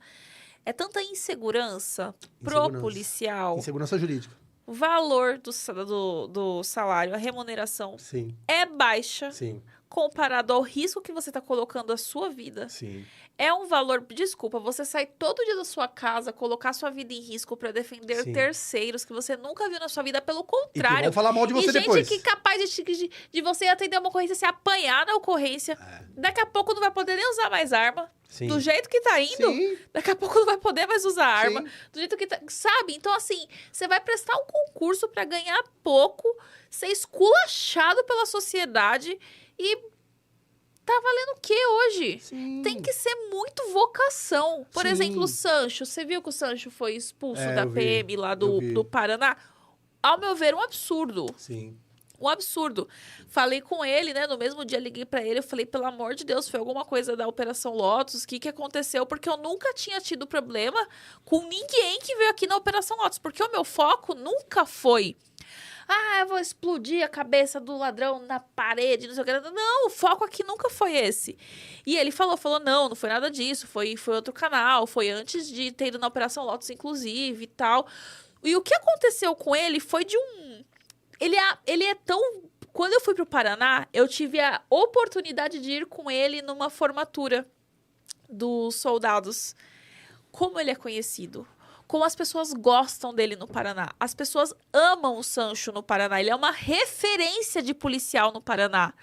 O que caiu de reclamação dele ter saído, de todo mundo começar a mandar um monte de mensagem para todos os políticos ali, para entender o que estava acontecendo, porque o cara é simplesmente amado lá. Ele é um policial extremamente respeitado no Paraná. Se você não foi pro Paraná e nunca viu o Sancho lá no Paraná, como as pessoas tratam ele lá, é policial de podcast. Não é. Eu fui e eu vi. Inclusive, eu gravei. Eu tenho vídeo dele lá no Paraná. As pessoas param na rua para cumprimentar ele, para agradecer ele. E aí, simplesmente expulsaram ele por falas que ele teve da opinião dele. Ele ali tá falando Sancho, a minha opinião. Eu tô cansado de ver o que eu tô vendo, de trabalhar enxugando gelo. E tiraram o cara. Olha que absurdo. Isso é revoltante. Ou seja, ele representa a população, ele representa o que as pessoas querem e tiraram o cara. Isso é um absurdo. Então, mas olha o que eu acabei de falar aqui agora. Precisa haver algumas alterações legislativas para impedir esse tipo de coisa. Por exemplo, por que o policial militar... O que acontece? Ele é policial da ativa. Eu sou veterano. Entendeu? Eu posso criticar o governador? Posso. Eu tenho legitimidade para isso. Eu posso criticar o secretário de Segurança Pública? Posso. Eu posso criticar o comandante-geral como comandante-geral? Posso. Eu tenho legitimidade porque eu sou veterano. Você tem porque você é civil. Entendeu? É por quê? Porque o governador, o secretário, eles são funcionários públicos. A partir do momento que eles são funcionários públicos, nós podemos criticá-los, porque eles estão exercendo uma função pública. E se não está sendo bem feita, nós vamos criticar. Agora, quem está na ativa, policial militar, pode? Não. O policial militar da ativa, ele não pode criticar nenhuma autoridade, o governo, polícia militar, nada. O que acontece com o Sancho e alguns, eles começam a ver alguma injustiça dentro da polícia e eles começam a querer criticar. E aí, a própria norma da polícia militar, ela vai mandar o cara embora. O que eu acho errado. Então, porque é a tua opinião, é tua opinião. Mas o que precisa mudar? A legislação, tá? E aonde ela começa, e aí eu vou falar aqui, a Lei Orgânica das Polícias Militares, que foi aprovada o ano passado lá no Congresso Nacional. Essa lei, ela tem uma importância tremenda. Só que ela manteve toda essa questão do policial militar da ativa não ter direito a se manifestar. Que absurdo, né? Nos dias de hoje. Como que você não se manifesta nos dias de hoje? Nos dias de hoje. Você não pode se manifestar. Então, veja bem, na verdade, eu tô falando isso, e aí eu como veterano e como advogado, operador do direito, eu tenho propriedade para falar isso, no que sentido? Eu vejo que nos dias de hoje, O policial militar, ele tem que ter direito de manifestação. Só que para que isso ocorra, tem que ter alteração legislativa. E essa alteração começa lá no Congresso Nacional, até na própria lei orgânica da Polícia Militar que foi aprovada. Só que tem um monte de gente aplaudindo, falando que a lei orgânica veio para beneficiar, mas não. Ela veio para manter uma série de questões que poderiam ter sido renovadas. Entendeu? E não foram. Então, eu costumo dizer que a Polícia Militar está quase com 200 anos, só que ela precisa ser reestruturada e reformulada a ponto de trazer mais garantias para o policial militar. Como, por exemplo, o caso desses policiais da ativa que querem se manifestar, né? Você, por exemplo, quantos policiais da ativa que às vezes você convida para vir aqui, mas ele tem um pouco de receio de vir? Aqui é porque... Aqui é mais tranquilo, né? Exatamente. Eu não tenho esse problema. Não entra muito nessa questão de... Porque eu sempre falo pra todo mundo, eu falo, gente, é o seguinte... Eu quero que o canal aqui, sempre tive essa mentalidade. Eu quero que o canal aqui seja uma coisa pra leve. Algo pra quem vai assistir e falar, nossa, você viu que a ocorrência é legal. Ou, pô, quero ser policial, você viu isso? Quanta jovem assiste, quer entrar pra polícia e tal. A ideia é ser uma coisa leve. Sempre foi. A ideia não é fazer aquele corte que, sabe, sensacionalista, daquele jeito. A ideia eu faço. Esse é o meu trabalho. O podcast não. Fazer os cortes, né? Mas o Fê sabe, inclusive o Fê que faz os cortes aqui pro canal, eu sempre falei pra ele, a minha ideia não é que isso aqui seja um balde de sangue, um balde de polêmica, um balde disso. E eu sempre falei, oportunidade de trazer pessoas aqui pra simplesmente se empolgarem e falarem, a gente sabe que a gente tem. Pessoas que eu vou trazer aqui, vou falar, vai sair falando, é daqui pra corregedoria. Sim. É daqui pra corregedoria. Eu quero isso? Não, eu não quero. Eu não quero isso. E, inclusive, quando eu tava, eu acho que na COP, eu não lembro se foi na COP ou se foi na Shot Fair, mas, salvo engano, foi na COP. O policial tava fardado, ele me parou na COP. Stephanie, eu gosto muito do seu podcast, não sei o que, não sei o que. Vamos tirar uma foto? Foi na Shot Fair? Na COP foi só a gente e o Marquinhos. Foi. Não, foi a anterior. Então a anterior. E aí ele, vamos tirar uma foto, não sei o que, não sei o que. Aí eu tirei uma foto com ele, né? Aí eu perguntei, eu falei, se você postar, quando você postar, me marca pra eu repassar a foto, né? Porque aí tirou com o celular dele. Ele aí falou assim, eu não posso porque eu sou da corregedoria. Aí eu, vocês ficam assistindo o canal. Fica fiscalizando. Vocês ficam assistindo o canal, não sei o quê. E você vê que o cara que é da corregedoria da PM, ele gosta do canal, entendeu? Sim. Então é um canal onde eu quero isso. É isso que eu busco, sabe? Sim, essa leveza que eu busco. Sim. Claro, se fosse um canal onde tivesse sangue jorrando pela janela aqui, pela câmera, óbvio que ia ter muito mais visualização, muito mais curtida, muito mais monetização. Nossa, ia ser um negócio... Mas deixa eu te falar uma coisa. Mas não é o foco, entendeu? Deixa eu te falar uma coisa. É importante você ter essa reflexão, porque vamos comparar com a grande mídia. A grande mídia, ela não influencia pessoas? Sim, claro. Tá. Se você vem aqui, me convida, e eu fico falando aqui pra você, eu bati, eu joguei da ponte, eu dei tiro e tal, não sei o quê, só nessa brabeza toda. Aí o recruta que tá assistindo você, ele vai ser influenciado por isso. Vai. E aí ele vai querer fazer a mesma coisa que você fez. Só que, então, na verdade, o podcast, ele influencia as pessoas. Tá? Então, se eu vier aqui e falar... essa mesa aqui ficar um banho de sangue aqui, os recrutas que vão ver e aqueles que querem ingressar na PM, que não já ingressaram entra ainda. assim. Esses meninos que vão ter aula lá junto com no Lidieri lá. Lidieri trabalhou no 20, minha última unidade. O Ligieri foi do 20M. Esses meninos que vão fazer o curso com o Ligieri lá, né? Eles vão entrar na PM e falar assim, caraca, aquele podcast, os caras falam que bate, que dá tapa, dá porrada, dá tudo. Eu quero entrar na polícia pra fazer isso. Você tá influenciando pessoas negativamente. Sabe por quê? Porque nos dias de hoje, quem fez lá atrás, fez, filha.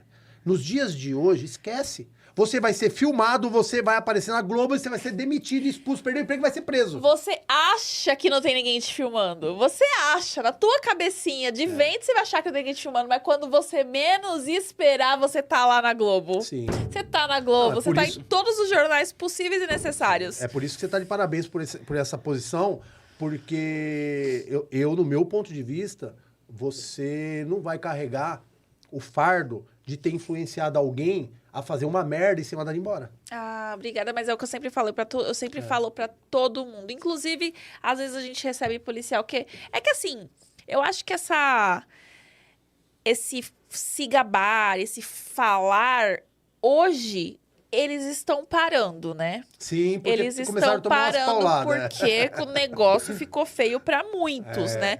Mas eu também acho que as pessoas começaram a entender esse poder do podcast. Sim. O podcast desvincula totalmente você depender da Globo, da Record, do SBT. Você liga o YouTube e você vai assistir o que te interessa. Eu quero ser Exato. policial, então eu vou procurar questões sobre segurança pública. Pô, pingou aqui na Operação Lotus.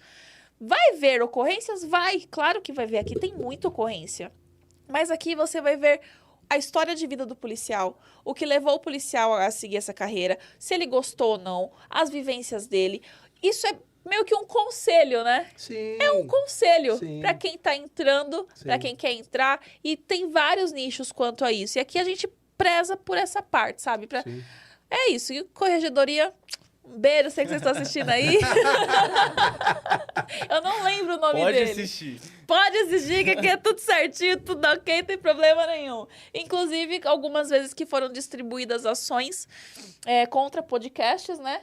Foram 2 vezes, já 2 anos. E a Operação Lotus tem 2 anos. Por 2 anos foram distribuídas ações contra podcasts. E a Operação Lotus não estava nessas ações. Porque a gente sempre molda, né? Pra ter essa vibe mais, Sim. eu diria, mais tranquila, né? Sim, sim. Mas eu acho que a questão mais importante é justamente você entender que você influencia pessoas. Eu não acho que é a mais tranquila. Você não acha? Você acha Não, o quê? eu acho que é a realidade. Realidade pura. Porque a gente já trouxe policiais que... Eu não vou citar nomes, né? Pra ninguém se doer.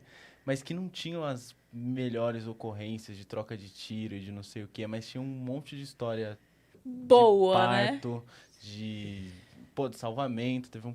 Quem que salvou a criança Ai, do fogo? Do fogo foi o tenente Gídia. Gídia. Maravilhosa essa ocorrência dele. Entrou num carro em chamas, salvou Então, a criança, se queimou. Infelizmente, a criança morreu com 60 dias depois, mas foi uma ocorrência assim... Nossa, essa ocorrência arrepia de tão... Sabe, a Andressa, a cabo Andressa, que tirou uma criança da água, ficou 7 minutos embaixo d'água, a criança sobreviveu, ela conseguiu, né, trazer a criança de volta. Então, é o que o Fê falou, às vezes não É é a um policial realidade. trocador Exato. de tiro, né, Fê? Nem todo mundo é assim, nem todo mundo vai ser um futuro Cavalcante, um futuro Sancho. É isso que o pessoal vai encontrar no dia a dia. Vai encontrar, pô, situações, Sim. né? Sim, sim. Na verdade, o que acontece, né? Eu, por exemplo, eu fiquei 27 anos na PM. Trabalhei 20 no tático e no BAEP. Cara, se eu for contar ocorrências, vai ser mais desgraça do que tudo. Sim. Entendeu? Ué, agora, Mas todo mundo tem a oportunidade de ir pro BAEP. oportunidade de ir pro BAEP? Não, todo mundo tem oportunidade de ir pro BAEP, todo mundo tem oportunidade de ir pra rota.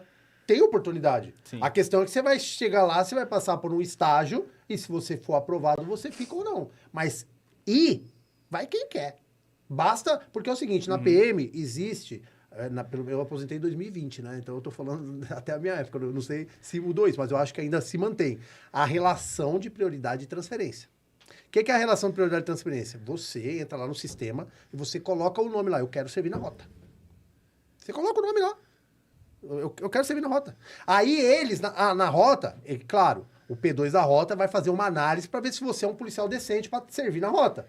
Entendeu? A partir do momento que você foi aprovado para servir na rota, tá bom. Então vamos trazer esse policial. Aí ele é transferido para a rota e aí ele inicia o estágio dele. Né? Ele passa por um estágio probatório, se ele for aprovado, ele permanece. Se não for, volta para a unidade de origem. Entendeu? O BAEP é a mesma coisa. Eu nunca servi na rota. Não porque eu não quis. Se eu trabalhei 20 anos em tático, você acha que eu não quis ir pra rota? Claro que eu queria ir pra rota. Só que, veja bem, eu já entrei na PM com 2 filhos. Então, eu entrei na PM, eu trabalhava lá em Parelheiros, trabalhei no Tático Sul, aí eu ficava pensando de ir pra rota. Eu falei, caraca, meu, longe pra caramba da minha casa. Aí, quando você chega, você vai fazer estágio na rota? Eu tenho um monte de amigos que fizeram estágio na rota. O que vai acontecer? Você não vai ter horário fixo, você não vai ter dia fixo, sua vida vai virar uma bagunça. Um dia você trabalha de dia, outro dia você trabalha de noite, outro dia você trabalha no dia par, no outro mês no ímpar, você não consegue manter um bico, você não consegue... A sua vida particular vai pra aquele lugar, entendeu? Aí, se você já tem filhos, família e tudo mais, dificulta isso. Então, eu tinha um sonho de ir pra rota. Quando eu fui promovido a cabo, eu trabalhava em São Vicente, no litoral. Eu era soldado lá. Aí eu fui promovido a cabo, em 2001. Naquela época, quem era promovido e era do interior ou do litoral, era obrigado a vir servir na capital. Então, eu trabalhei no 22 na capital, fui morar e trabalhar no litoral, e quando eu fui promovido a cabo, eu tive que voltar pra capital. Nossa. Fui obrigado a voltar. Quando eu fui obrigado a voltar, ali onde tem o curso do Ligieri, que é a Associação dos Subtenentes Sargentos ali. O que aconteceu? Ali naquele local, a gente foi escolher as vagas de unidade. Quando eu cheguei lá, que eu sabia que ia escolher vaga de unidade, eu falei, cara, eu vou pra rota. Agora eu vou pra rota. Eu tô vindo mesmo sem bico, sem nada, tudo de qualquer jeito. Aí eu olhei lá, tinha três vagas pra rota. E eu era o 27º colocado do concurso. As 3 vagas da rota não chegou na 27ª posição. Então não pude ir pra rota. Aí eu fui pro 3º batalhão no Jabaquara. E aí quando eu fui pro curso de sargento, mesma coisa. Saindo do Cefap, porque você fica 6 meses no Cefap, sem bico, sem nada, tudo ferrado. Falei, já tô ferrado e meio, agora eu vou pra rota. Não abriu vaga pra rota. Não fui. E aí quando você volta pro batalhão e coloca a sua vida no eixo, com bico e tudo mais, fica mais difícil pra você ir pra rota. Porque, pra quem tem família, né? Quando eu fiz curso de sargento, eu já tava com 3 filhos. Os 2 mais velhos gêmeos e o mais novo. Então, essa questão também dificulta um pouco. Mas, eu tive o sonho de ir pra lá, mas não fui.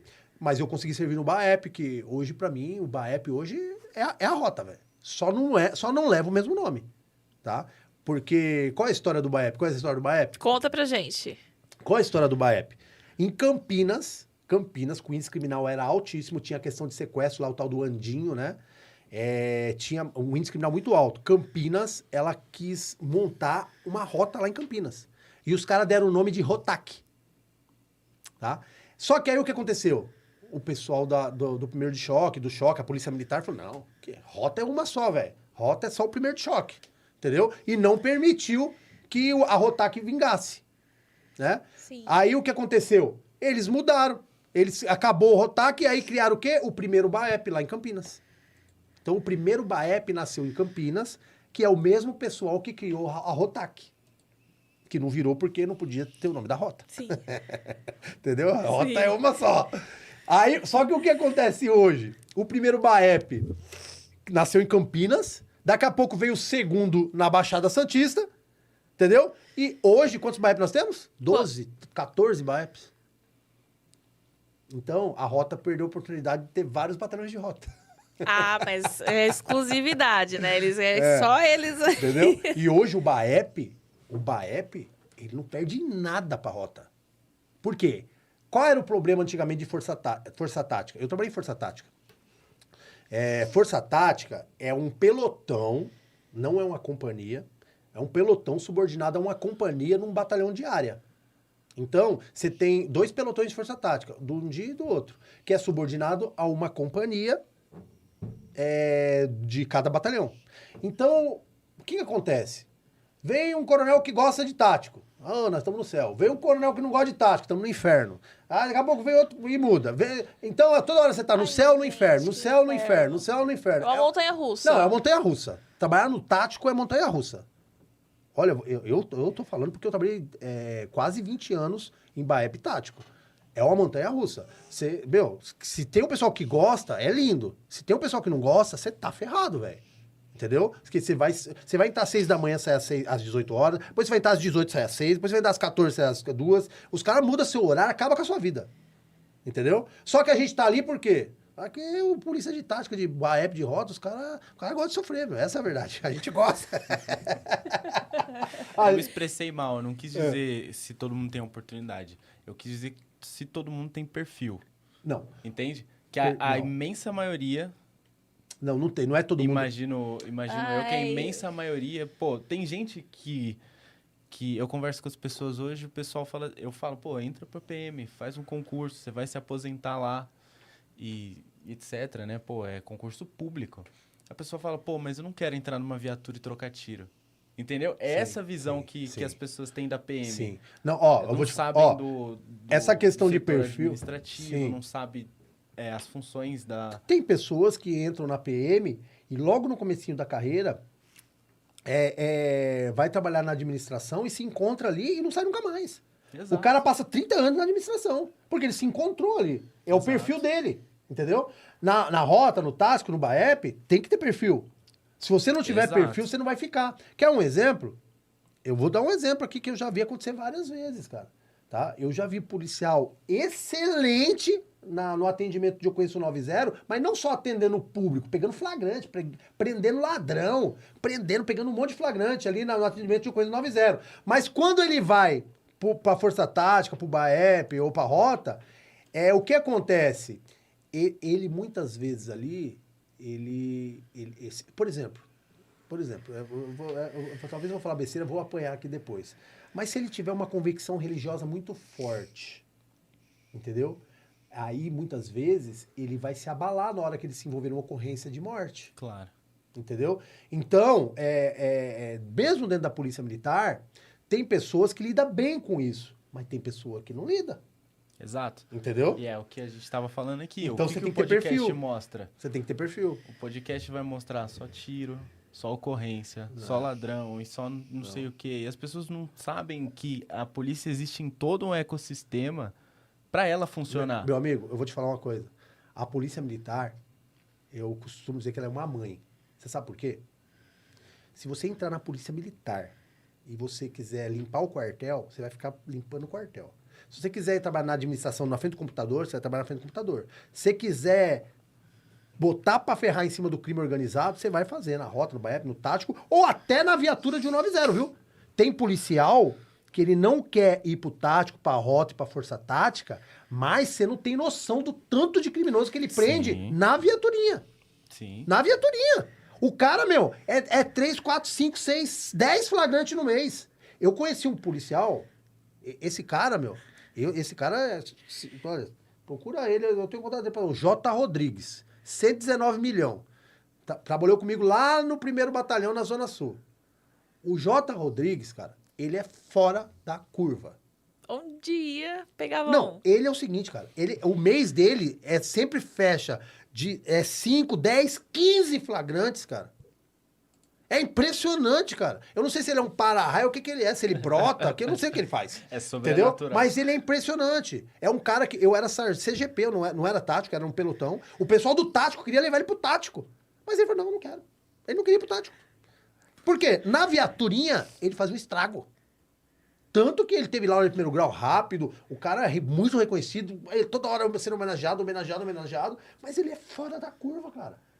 É um cara que eu era sargento, ele trabalhou um serviço comigo, e aí eu gostava de entrar em favela, fazer incursão, mesmo sendo CGP, né? Sendo sargento, comandando o grupo ali. Eu gostava de fazer isso, mas eu via que ele tinha um potencial tão grande que eu falei pra ele assim, cara, falei assim, meu, na moral, você, cara, você tem que estar numa viatura, você, porque você tá comigo aqui, ó, eu tenho um perfil parecido com o seu, só que eu sou sargento, eu tenho que fiscalizar, todo mundo e apoiar todo mundo, entendeu? E você tá comigo. Então, quando eu tô apoiando e fiscalizando, você tá parado. Então, é melhor você ir pra viatura. Você vai pra uma viatura. Fala o seguinte, escolhe um polícia da companhia pra trabalhar com você, eu falei pra ele. Ele falou, mas posso escolher o que eu quiser? Pode. Eu falei, eu quero um polícia que tá no outro dia. Eu falei, quem que é? Fulano. Fui lá com o capitão, chefe, é assim, assim, assado, J. Rodrigues é isso, tem um potencial do caramba. E ele escolheu um polícia pra trabalhar com ele, é do outro dia, e eu quero que o senhor traga um polícia pra trabalhar com ele. E eu vou colocar ele na viatura e o senhor vai ver o tanto que esse pelotão vai produzir. Eu fiz isso, cara. Você é louco. Ele não é bobo, né? Escolheu um mais recruta que ele, né? Porque aí ele mandava na viatura. Só que é o seguinte, o nível de produção dele explodiu, velho. Então, e é um policial que ele tava o quê? Numa viaturinha em 2. Entendeu? Então, mas ele não queria ir pro tático. É porque não dá pra mexer no que tá no que Tá, time que tá funciona. ganhando Exato. não se mexe, Sim. né? Time que tá ganhando não se mexe. Aprendi isso lá com o delegado lá da Interpol. Ele falou assim pra mim, Steph, o time que tá ganhando não se mexe. Isso aí, tá tudo certo aqui. Tem, gente, é isso. A pessoa tá arrasando no que ela tá fazendo. Deixa ela fazer. Exatamente. Aí o que acontece se ele fosse pro tático? Vai chegar lá, vai virar um estagiário. Ou seja, você não é ninguém, velho. Exato. Aí você vai ter que provar quem é você, tá? Você vai começar do zero. Do zero. Ó, eu vou te falar uma coisa, cara. Eu sou um pouco resiliente. Eu acho que eu sou bastante. Porque eu passei por 10 batalhões. Tem muitos polícias que ficam 30 anos num batalhão só. Eu passei por 10. 10 batalhões. Nesses 10 batalhões, em 5 eu trabalhei em tático. E ainda trabalhei no BAEP. Então eu passei por 6 estágios. Porque é o seguinte, eu já fui de tático no outro batalhão. Tá, você vai fazer um estágio diferenciado, mas você vai estagiar. Então, ou seja, eu comecei de novo 6 vezes no tático, velho. Entendeu? Onde eu era sargento já, e o soldado mais recruta, braçal, queria me ensinar a trabalhar. Sustenta. Hã? E você vai fazer o quê? Deixa ele querer te ensinar. Às vezes você aprende. Às vezes você aprende, mas muitas vezes você vai saber mais do que ele, né? Você já tem uma bagagem ali de anos, entendeu? Sim. Entendeu? Eu vou chegar no tático, tá você lá. Entendeu? Aí você já tá lá há 2 anos. Eu tenho 20 de carreira, meu. Eu vou aprender com você? A gente sempre aprende. Lógico. A gente sempre aprende, tá? Mas é o seguinte, cara. Muita coisa que você vai querer me ensinar, eu já sei. Só que eu tô estagiando. Eu vou falar pra você que eu já sei. Eu vou ficar pianinho aqui, filho, e vou estagiar. Mas acho que ele sabe que você já sabe também, né? Ele sabe também que você já sabe. Jimenez, eu só quero te agradecer. Muito obrigada por ter vindo aqui na Operação Lotus. Eu que Foi agradeço. uma maravilha, adorei. Essa câmera aqui é sua. Vou pedir pra você mandar os seus beijos, seus abraços. Fala do nome do seu podcast de novo aí pro pessoal. E galera, não esquece de deixar o like aí, hein? Tô de olho nos likes. Deixa o seu like. Fica à vontade. Eu que agradeço a participação. Vocês foram muito atenciosos. É um podcast renomado. Quem dera. Então, logo, logo, Deus vai abençoar e o Mike R. Milhão vai estar Amém. tão empoderado Amém. quanto esse Amém, podcast. vai entendeu? sim. Mas eu agradeço a participação. E, senhores, eu vou deixar um recado aqui para todos. Nós, policiais militares, temos que entender o seguinte. Nós somos servidores públicos. Servidores públicos somos trabalhadores, funcionários do Estado. Então, nós temos que encarar o Estado como nosso patrão. E se o Estado é o nosso patrão, nós somos o servidor ou o empregado, nós temos que ser valorizados. Então, nós temos que sempre estar lutando por valorização. Porque se a gente se acomodar e achar que está tudo bem, dificilmente nós vamos ser valorizados. E nós temos um vizinho para nós fazermos comparações, que é o Estado de Minas Gerais. O Estado de Minas Gerais, há anos, tem as melhores remunerações do Brasil. O São Paulo, comparado a Minas, está anos-luz atrás, entendeu? E por quê? Porque lá eles entendem isso, que eles são empregados, servidores públicos e tem que lutar politicamente e cobrar melhorias do Estado. Aqui em São Paulo, a gente tem uma política do comodismo. Nós somos funcionário público, policial militar e tal, mas a gente não tem que ficar lutando por direitos. Quem é da ativa realmente não pode. Se esbarra na legislação que não pode lutar. Mas quem é veterano pode, entendeu? E o seu voto pode mudar muitas coisas. Você tem que cobrar o seu representante. Então, policial militar, entenda. Aqui em São Paulo precisa nascer uma luta de classe. Uma luta, que é a luta de classe? É uma luta pelos direitos do policial militar. Então nós temos que ser um pouco mais classistas, tá?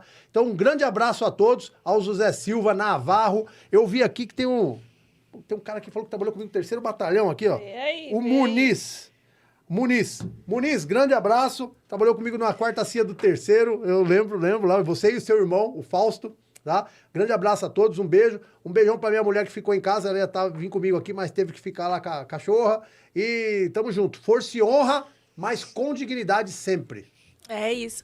Bom, eu tenho alguns beijos pra dar, porque eu acabei de ver, Percy, que você tava aqui na live. Desculpa, eu não consegui ver os comentários. Um beijo pra você, Abraço Percy. pra ele, conheço ele, hein? Um beijo pro Marco Anthony, ele pediu pra mandar um beijo pra tia Elaine da limpeza, que tá ali assistindo a gente, trabalhando com a gente. Então, um beijo pra vocês dois que estão sempre aí ligados com a gente. Se eu não me engano, ela ia mandar um áudio pro pessoal do Piauí, se eu não me engano. Então, um beijo pra todo mundo de lá também. E... Tivemos o que, Fê? um inscrito. Como que é nome? Ai, alguém que foi membro do canal, né? Membro. Ai, me perdoe, eu não vi o nome, mas Francisco seja... José da Francisco, Silva. seja muito bem-vindo. Francisco, o que acontece quando você é membro do canal? Você tem acesso aos nossos cortes de forma antecipada. Seja muito bem-vindo. Soldado Francisco. Soldado Francisco. É isso. Gente, um beijo enorme pra vocês. Essa é a última live do ano. A gente se vê ano que vem com muitas mudanças por aqui. E, olha, pessoa gripada, o ar-condicionado me deixa toda entupida. A voz sai assim. Eu vejo vocês ano que vem, mas ainda vai rolar uns conteúdinhos por aqui esse ano, tá bom? Então, um beijo, boas festas, juízo aí, pelo amor de Deus, juízo. E a gente se vê no próximo Operação Lotus. Tchau!